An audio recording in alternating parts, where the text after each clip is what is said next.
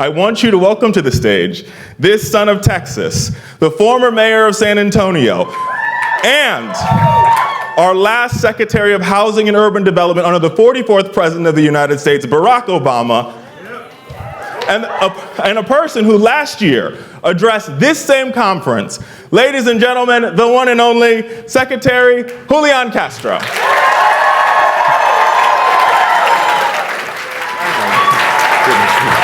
Good to see you. Hey, y'all. Good to see y'all.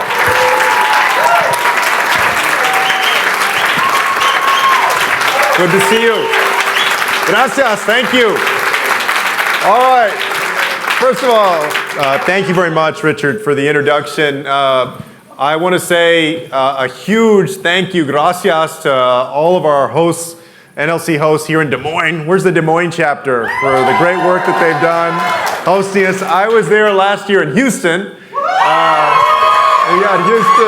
And Houston did a fantastic job last year. I was saying, although we do have to say that it's probably a little less humid and a little less hot here in Des Moines than it was over there in Houston. But I know y'all had a great time. I also want to give a shout out, of course, to San Antonio, because I know their chapter is here. And to all of the folks here for NLC, no matter where you're from, thank you so much for organizing this opportunity for those of us who are running for president to address you. I want to give a shout out, of course, to Mark and to your board chair, Chris, as well. Mostly, we're going to have a conversation in a few minutes, but just a couple of minutes. I often say these days I feel like I need a name tag because y'all know that I have a twin brother, Joaquin. Joaquin's the one that likes to go around saying that the way to tell us apart is that I'm 1 minute uglier than he is, which is not true. I'm a minute older. And, we grew up on the west side of San Antonio with my mother and my grandmother. And my grandmother had come over from Mexico with her little sister when she was 7 years old because their parents had died and their closest relatives lived in San Antonio. And so she ended up there on the west side of the city, never finished elementary school because they pulled her out of school. And so she worked as a maid, a cook, and a babysitter. She raised my mom as a single parent, and my mom raised my brother and me as a single parent. But before all of that, before my mom actually had us, she was a hellraiser. She was involved in the old Chicano movement, or Mexican-American civil rights movement. And I wanted to spend a little bit of time reflecting with y'all about the value of engagement and participation, and then tell you, why I'm running for president and what I'd like to do, and really handle that in the question and answer. My mom ran in 1971 for city council with a slate called the Committee for Barrio Betterment. And their slogan was, give government back to the people. Which makes me think the more things change, the more they stay the same, right? At that time, very few women, very few people of color could win in San Antonio, like a lot of other cities, because there were no single-member districts, so you had to run citywide. People couldn't afford it. The attitudes of the time were not in your favor if you were running. All of them lost. On April 6, 1971, all 4 candidates in that slate. But that night, a local reporter asked my mother about the defeat, and she said, we'll be back. And 30 years later, in 2001, when I was 26, I became the youngest elected city council member in San Antonio history. And I point that out because I know that progress didn't happen by accident. It happened because people in that community and throughout the country were working in so many different ways to make progress happen. People were marching in the streets, protesting. Folks were running for office, some of them getting elected to school boards and city councils and state representative, state senator, sometimes Congress, folks on their staffs who were working in city halls, state capitals, the halls of Congress, folks who were doing work in their companies, trying to make sure that the business community was becoming more progressive, embracing better policies, being more inclusive, folks who were active in their churches or community associations. In other words, no matter what way you're engaged through NLC in your local community, I know that you're writing the story of that progress right now and for generations to come. Thank you for doing that, because that's how we go from a nation that had these wonderful ideals written down on paper but never could really live up to them, to the nation that we can be proud of today, even as we recognize that we face a choice of whether we're going to become a nation that continues to expand opportunity or one that continues to narrow it like this administration has over the last 2 years. I'm running for president because I have a new vision. I believe that we need leadership that recognizes that we're one nation, and that in the years to come, we have to move forward toward one destiny. And that the destiny for us, for this great country, is to be the smartest, the healthiest, the fairest, and the most prosperous nation on earth. The smartest, the healthiest, the fairest, and the most prosperous nation on earth. It's going to take all of us working together to improve education, to make it more available, to get universal higher education, to switch our healthcare system to one that's based off of Medicare, to ensure that we're a fairer nation by reimagining our criminal justice system, from law enforcement on the street to how we do sentencing, to ensuring that people who have been incarcerated have an effective second chance in life, to doing things like passing the Equality Act and the Equal Rights Amendment and protecting a woman's right to choose to have an abortion in this country. And it has to mean prosperity for everybody, raising the minimum wage, a tax code that actually rewards people who have to work for a living, and not only wealthy corporations and people who are already doing very well. Investing in things that all families need, like affordable housing, because the rent is going through the roof. I'm sure you all see that in your own communities. And doing that with a sense that we can come together as one nation to do great things. The other day, we celebrated 50 years since Neil Armstrong set his foot on the moon.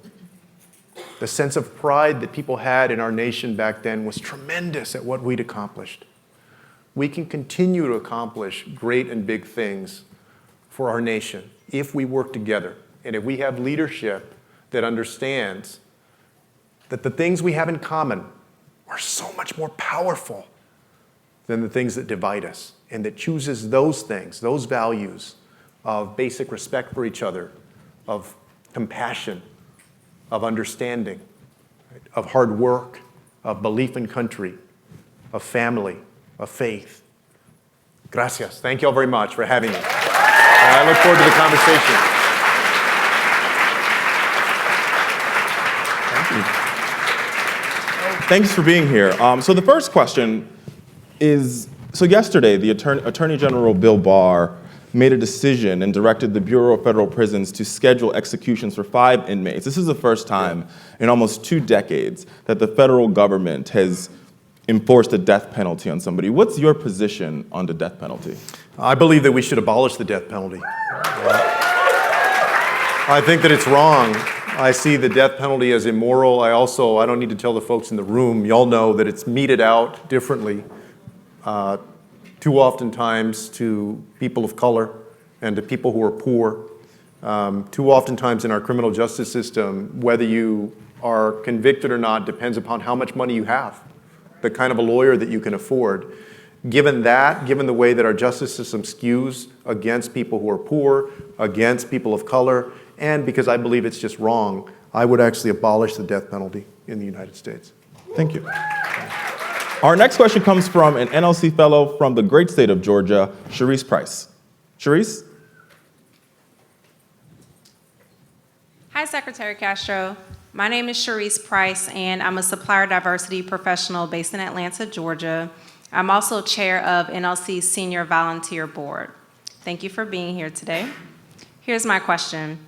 Considering the millennial generation has the least opportunity for upward mobility really in the nation's history, as president, what would you do to help us? Yeah, thanks a lot for the question. I think there are a lot of things that we can do to help.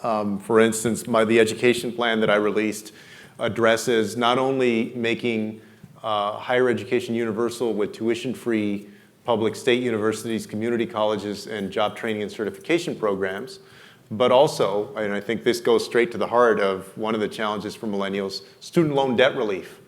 so that folks are not saddled with a mountain of debt.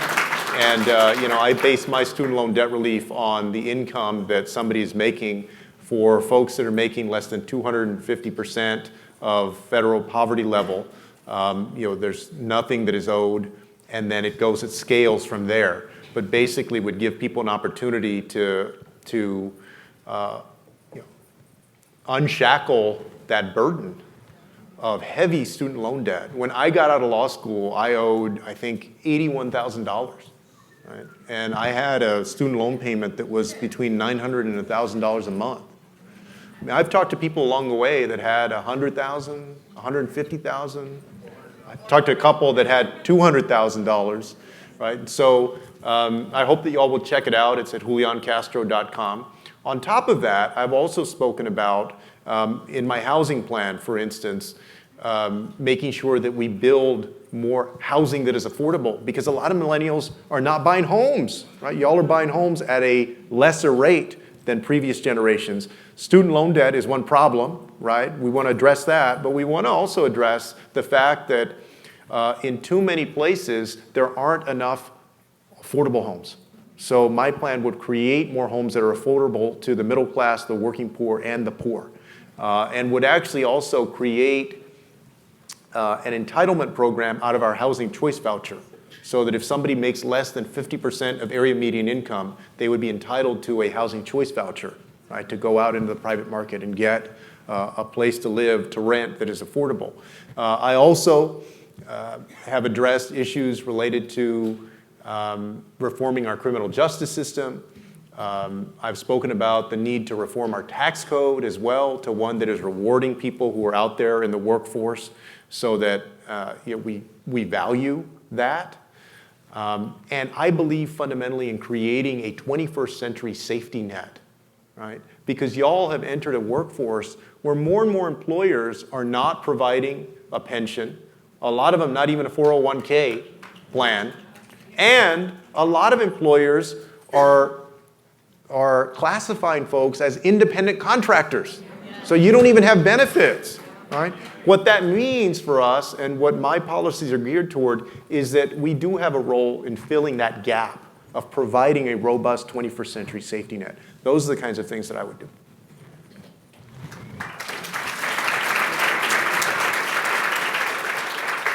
The next question comes from a fellow from the nation's capital, Gabby Porter. Gabby? Ready? They're coming.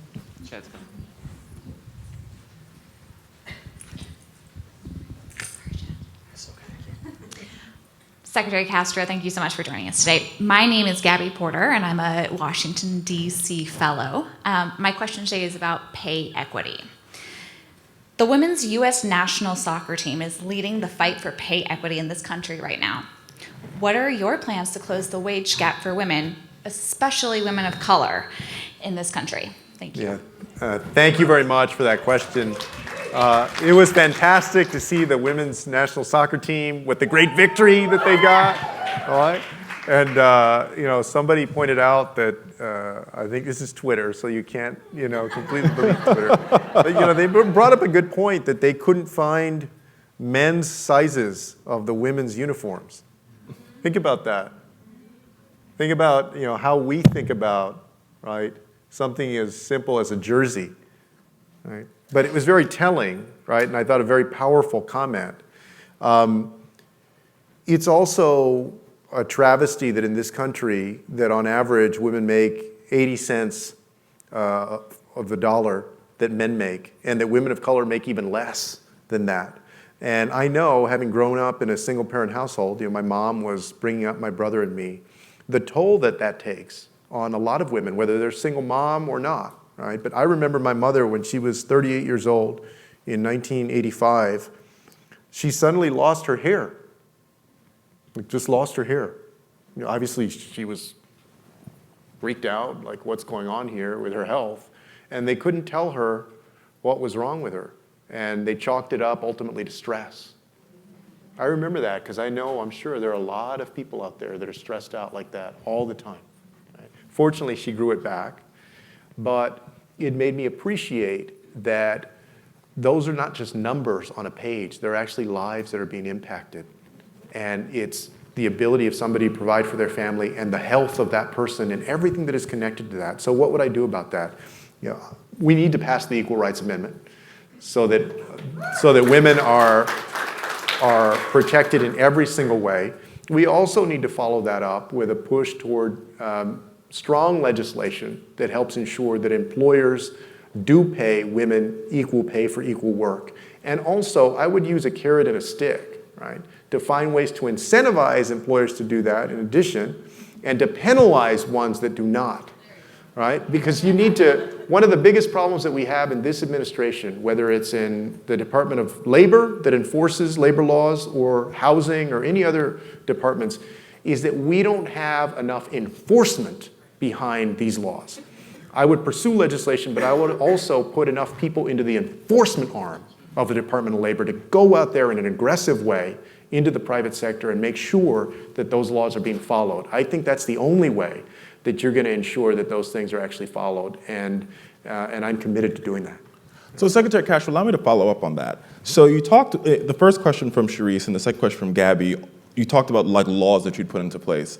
But if you look at this electoral map, it seems to be very clear that Mitch McConnell will go back to be the majority leader of the United States Senate. How do you pass those laws in the world of Mitch McConnell? Yeah. Well, I mean, first of all, let me give a point of disagreement with you there. I actually believe that on January 20th, 2021 at 12:01 p.m. that we're going to have a Democratic president, a Democratic House, and a Democratic Senate. But,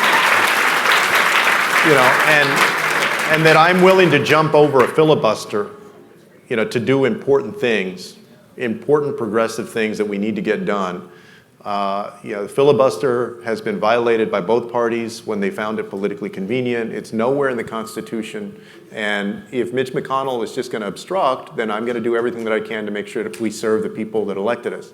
However, if Mitch McConnell is there, I'll answer the question fairly, then we will use every executive authority that we possibly can under the law to ensure whether it's equal pay or it's protecting dreamers and their families or creating new opportunities for workers. We will maximize executive authority to try and ensure that we uphold those values. And I know that, that in the Obama administration, at the Department of Labor under Tom Perez and Hilda Solis, they were able to do some of that. Some of it has been rolled back under Trump, but we can use executive authority to help protect workers, right? Including ensure that people are paid equal pay for equal work. Thank you. So the next question is around housing. It's something that you're very familiar with. And this question is from Amani Oakley from the Garden State. Amani?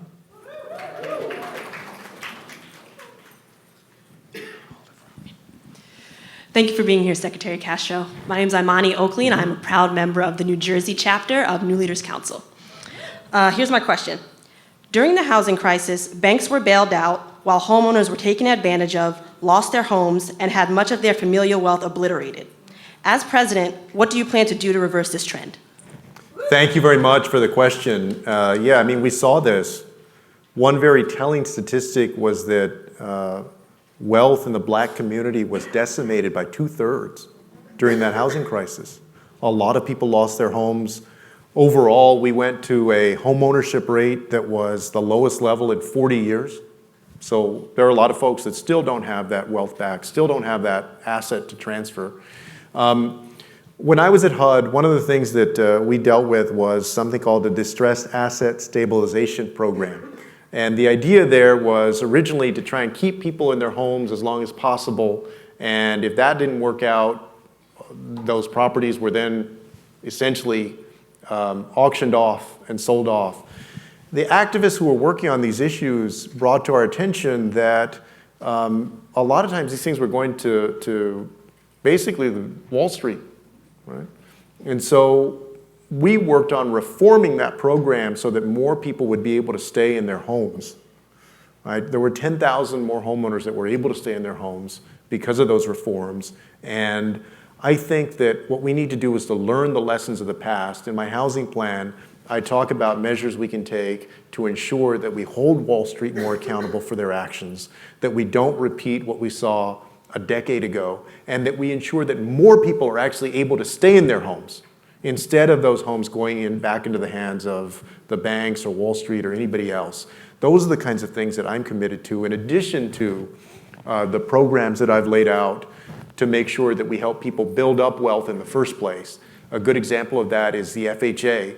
The FHA, when it started, was part of the problem. It sanctioned redlining. It wouldn't insure mortgages to African Americans. Today, it's actually part of the solution. About 45% of African American first-time home buyers have an FHA-insured mortgage. Those are the kinds of programs that we need to ensure are as strong and robust as possible, in addition to holding Wall Street accountable and keeping people in their homes. All right. The next question is on immigration, and this comes from a fellow from our Sacramento chapter, Jaleesa.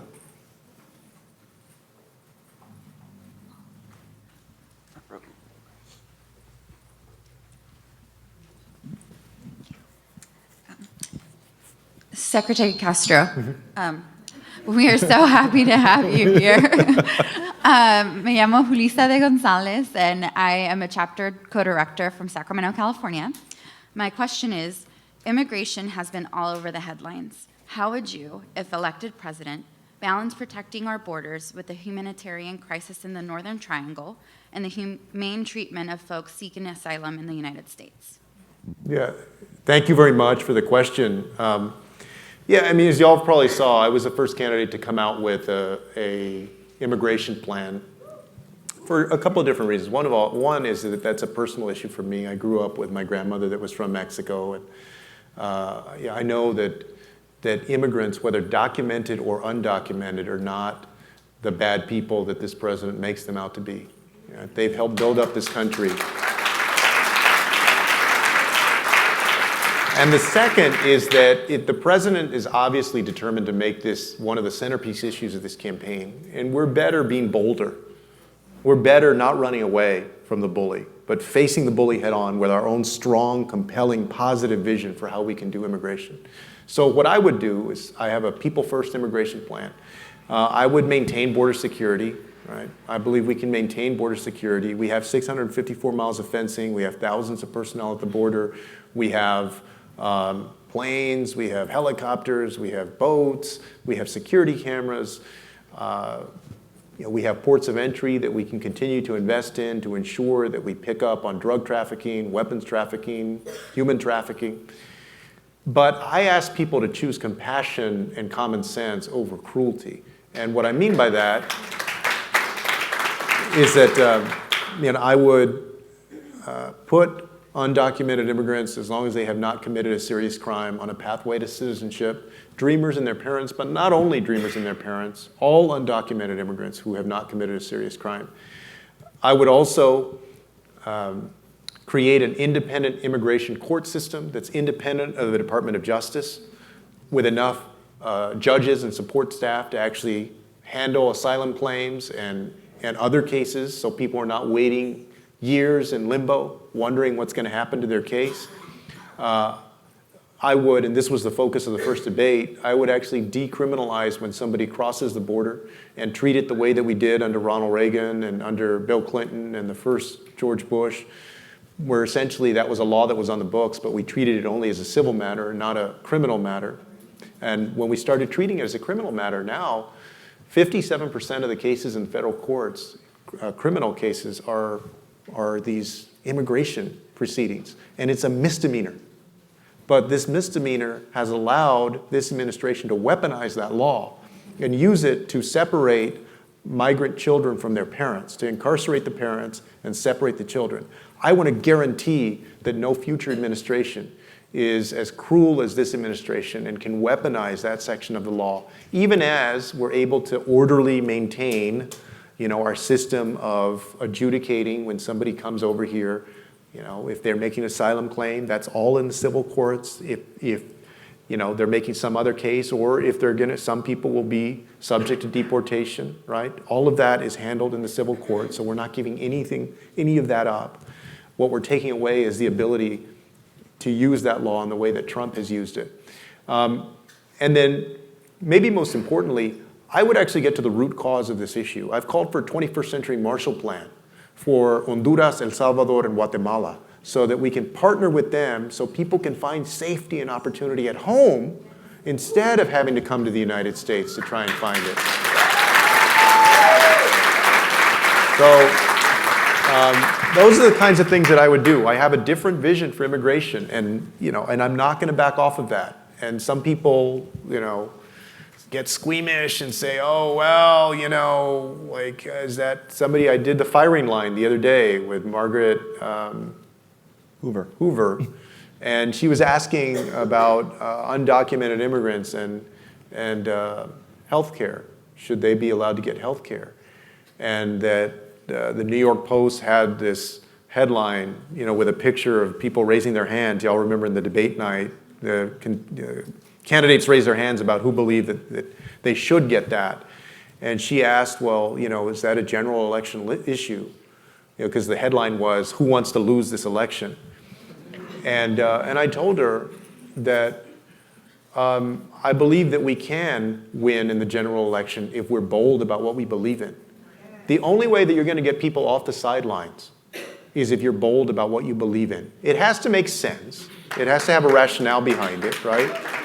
But this does make sense. And I said, look, you're already paying for the health care of undocumented immigrants. It's called the emergency room. And you're doing it in the most expensive fashion. You're doing it in the most expensive way. Right? To wait until somebody has an emergency and then go treat them there is so much more expensive than allowing them to buy into the exchanges and engage in preventative medicine so that they're healthier and they also don't get other folks sick.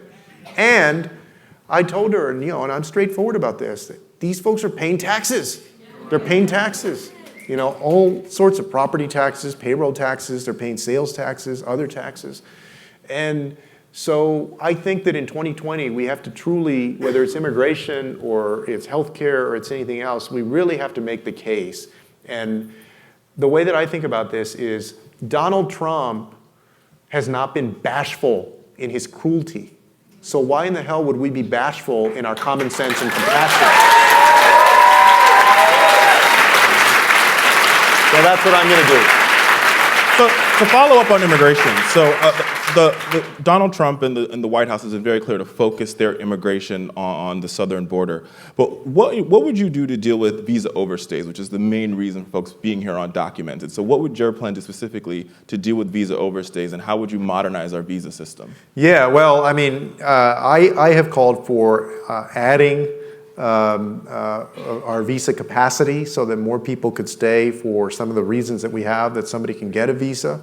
I've also called for increasing the number of refugees that we take in, because we have a cap right now of 110,000 a year, but right now I think we're between 30 and 40,000 annually that we take in. And the Obama years, it got up to about 70,000. So we have a lot of room there before we hit that cap. With regard to visa overstays, I believe that we have to approach that the same way in a case-by-case basis, right? What we're going to pursue is legislation to fix our broken immigration system. What I imagine that we're going to have is that there will be some date certain. This is generally the way these bills have been drafted, that if people arrived before a certain date, then they're going to be eligible for a pathway to citizenship. All right. Now, where we would set that date, I don't think that we need to get that specific right now, and that would be the subject of negotiation.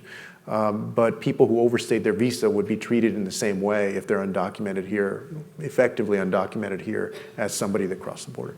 And I mean, that's a good question, though. Talking about pathways, what is in your, because everybody's pathway seems to be, some are short pathways, some are long pathways, some are marathons. What is your pathway to citizenship, and what's in it? Well, I mean, I think if I remember correctly, I may be off on this, but I think that in the last round of legislation, that it was estimated it would be about 13 years for some. I mean, think about that. That's a long time, right? I want to try and shorten that so that and I want to fix our legal immigration system so that people are not waiting forever. along with fixing the legal immigration system and cutting down on those times, I would cut down on that time frame for people to earn citizenship. What would people have to do, right? They would have to take the citizenship test that people take right now. They would have to pay a fine, right? Folks have talked about whether folks would learn English, for instance, or study English, which, I have said in the past, like, I'm not against that. I think that there is a value to that. Those are the components, right? And of course, somebody would also have to demonstrate during the time that they're here that they have not committed a serious criminal offense. If they have committed a serious felony, then they would not be able to go down that pathway to citizenship. Thank you. Let's move this conversation on to healthcare. And to talk about healthcare, let's talk to one of our fellows from San Antonio, your home. Oh, good. Mary Ellen.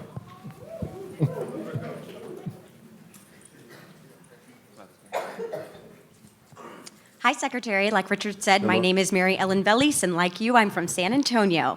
Here's my question. A decade ago, our generation was dubbed the Invincibles, who didn't care about healthcare and its costs. Now, we are raising families, taking care of our parents, and shouldering the burden of high prescription drug costs, high deductibles, and growing caregiving costs. As president, how would you address these issues before they crush our generation? Yeah, thank you very much for that. And I mean, you're right, y'all have the biggest stake, right? Y'all and the generation before you, the biggest stake in what we do on healthcare, on the environment, on everything else.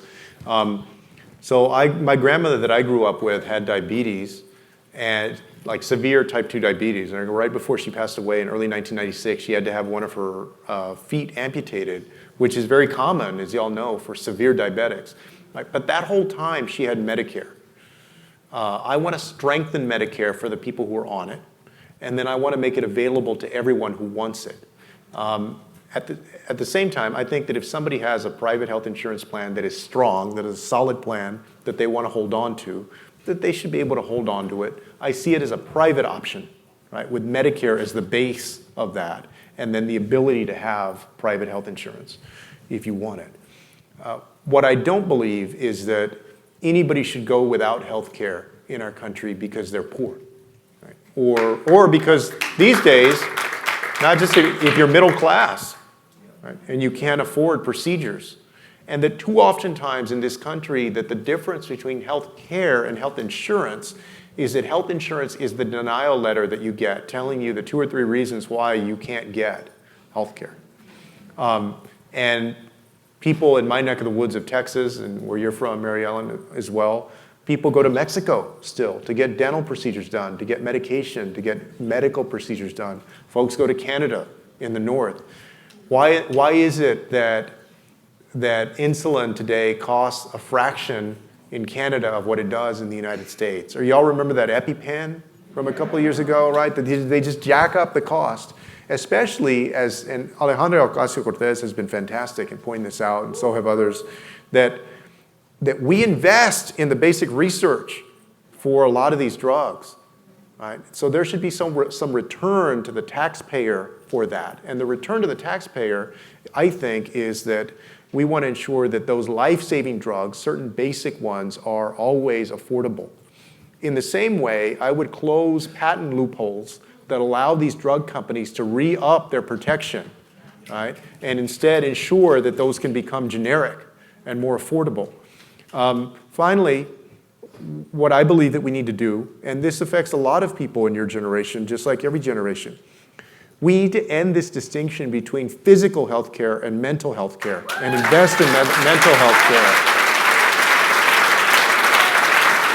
So staying on healthcare, before we run out of time, I want to shift the conversation to talking about an issue that affects healthcare, and it is about healthcare. And so to ask this question, I'm going to turn to somebody from our Washington, D.C. chapter, Jessica. Jessica?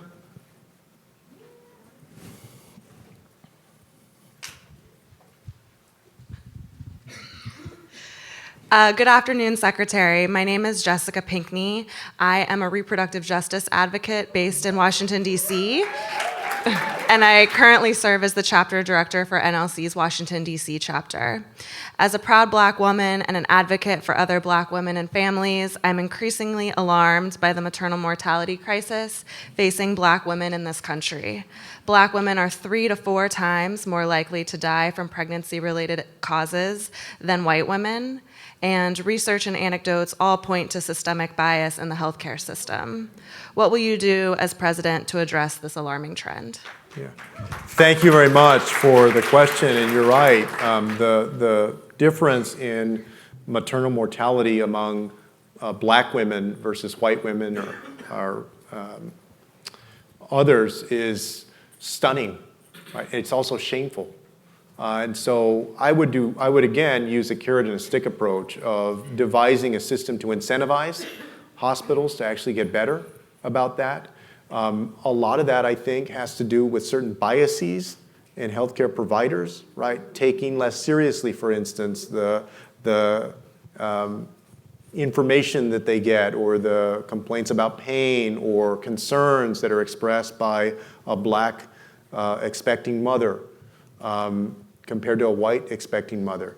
Also, in making sure that we invest in prenatal care that is robust throughout the United States, right? And ensuring that we continue to do everything that we can so that the ranks of doctors and healthcare providers up and down the line is as diverse as it possibly can be. Because y'all know that it's not right now.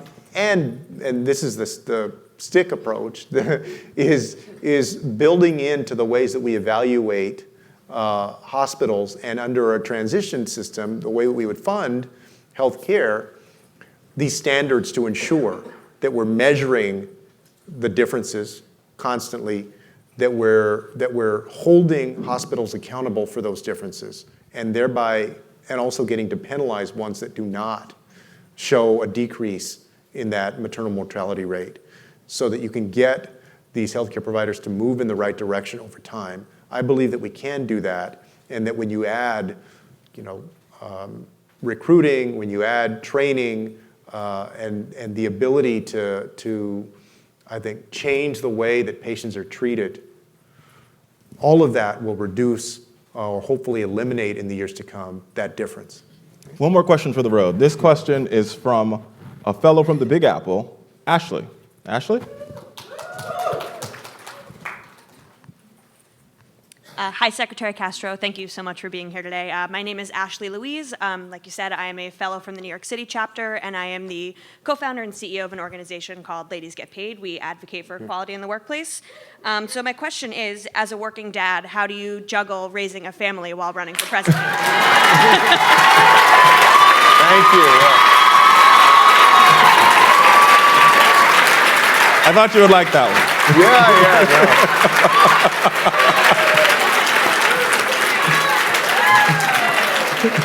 Although I may have to take issue with your characterization of working. Sometimes it doesn't feel like working. I don't know whether it's working or not right now. But yeah, so I guess on June